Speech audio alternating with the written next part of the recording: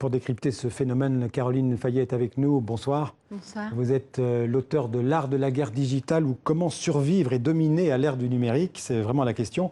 On peut dire qu'aujourd'hui, ce sont les réseaux sociaux notamment qui fédèrent les nouvelles formes de contestation sociale ou politique. Oui, les réseaux sociaux ont donné un nouveau pouvoir aux foules, celui de mobiliser.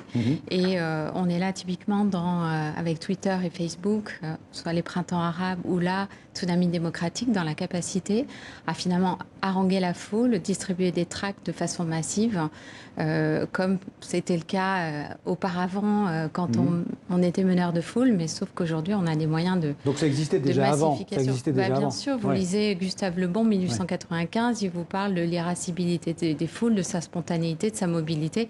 C'est exactement ce qu'on est en train de décrire avec les réseaux sociaux. Ce qui a changé, c'est qu'aujourd'hui c'est plus rapide et plus efficace. Ce qui a changé aujourd'hui, c'est qu'on n'a pas besoin d'une armée, d'une structure très organisée pour mobiliser très rapidement et massivement, effectivement, un grand nombre de personnes.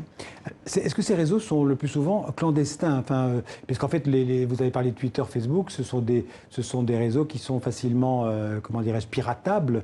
Pour garder le secret, ce sont de plus en plus des réseaux cryptés qui sont utilisés par ces mouvements. Alors là, on a deux phénomènes. On a Twitter, Facebook qui sont pas proprement parlé cryptés, mais là, ils sont anonymes, ils sont présents anonymement.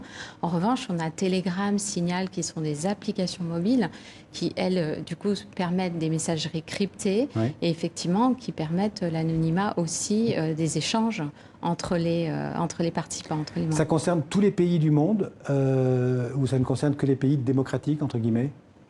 Regardez ce qui s'est passé à Hong Kong. On est là typiquement dans effectivement un mouvement de résistance du peuple qui réclame justement plus de démocratie. Et donc oui, aujourd'hui, de toute façon, ils justement communiquent sur les VPN qu'on peut utiliser pour détourner. Donc des moyens de détourner la censure dans des pays qui ne sont pas démocratiques et qui n'autorisent pas l'utilisation de ces réseaux. Alors, bémol, c'est que ces réseaux ne parviennent pas toujours à se transformer en véritable mouvement politique. C'est plutôt l'exception? Alors oui, l'exception finalement, je dirais, c'est l'existence d'un leader charismatique ou non. Dans le cas du mouvement Podemos, on avait vraiment... Podemos, donc en Espagne, où il y a eu une traduction politique avec des députés au Parlement. Exactement, et Pablo Iglesias qui effectivement a pris le leadership de ce mouvement et il était structuré effectivement avec un leader, ce qui n'était pas le cas à Hong Kong, ce qui n'est pas le cas là dans Tsunami démocratique. Merci Caroline Fayet pour ces précisions, merci beaucoup.